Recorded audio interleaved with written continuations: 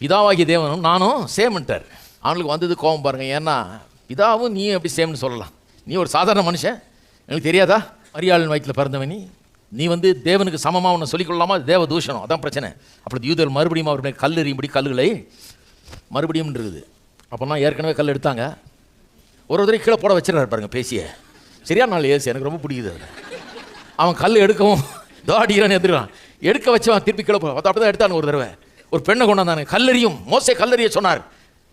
குற்றத்தில் பிடிபட்டாள், விபச்சாரத்தில் பிடிபட்டவள், மோசேன் பிரமாணம் சொல்லுது அப்படின்னாங்க. இவர் சொன்னார், உங்களில் எவனில் பாவம் இல்லையோ அவன் முதலாவது ஓடிய போயிட்டானுங்களாம். கல்லுகள் எங்கே போட்டானே தெரியல. யாரை கல் எறியுது? தன்னை தான் கல் எறிஞ்சிக்கணும், கல்லை இவன் மேலே தான் போட்டுக்கணும். ஓடிய போயிட்டானுங்க. இந்த மாதிரி பல முறை கல்லை கீழே போட வச்சிருக்காரு இவர். அவரை மாதிரி பேச கற்றுக்கணும். இப்போ சொல்கிற கல் எடுத்துக்கிட்டானுங்க, கல்லால் அடிச்சிடணும்னு எடுத்துட்டானுங்க.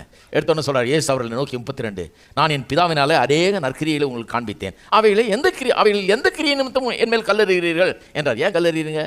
நான் செஞ்ச எவ்வளோ நன்மை செஞ்சுருக்கேன், என் மேலே ஏன் கல்லறிகிறீங்க? காரணம் சொல்லுங்கன்ற. யூதரில் அவருக்கு பிரயோஜனமாக, நற்கிரியை நிமித்தம் நாங்கள் உண்மையில் கல்லறியதில்லை, நீ மனுஷனாக இருக்க உன்னை தேவன் என்று சொல்லி இவ்விதமாய் தேவ தூஷணம் சொல்கிறபடினால் உண்மையில் கல்லறிகிறோம் என்றார்கள். கரெக்டாக சொல்கிறாங்க அவங்க. அதெல்லாம் கிடையாது, நற்கிரியினால் இல்லை, தேவ தூஷணம் பண்ணுற நீ மனுஷனாக இருக்கிற நீ தேவன் எப்படி சொல்லலாம்? நீ அவருக்கு சமம் எப்படி சொல்லலாம்? 34 ஏசு அவர்களுக்கு பதில் கவனிங்க. இவனுக்கு எப்படி சொல்லணும்னு அவருக்கு தெரியுது. ஏன்னா இவனுக்கெல்லாம் பழைய பாட்டை கரைச்சி குடிச்சவன் யூதர்கள். அவனுக்கு அந்த யூத மெத்தட்லேயே பதில் சொல்லணும்.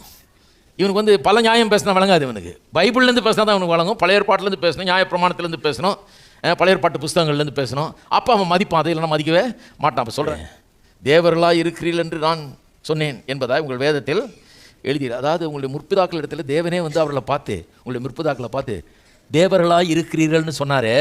முதல்ல அவரை கல்லறிகிறதா இல்லை உங்கள் முற்பிதாக்களை அவங்க கல்லறையில் போய் கல்லறிகிறதா? அதை முதல்ல தீர்மானம் பண்ணுங்கன்றார். ஏன்னா சொன்னவர் அவர் யாரை பார்த்து சொன்னார்? சாதாரண மனுஷனை பார்த்து சொன்னார் தேவர்களாக இருக்கிறீர்கள்னு. யார்கிட்ட சொன்னார்? உங்கள் தாத்தாட்ட சொன்னார்ன்றார்.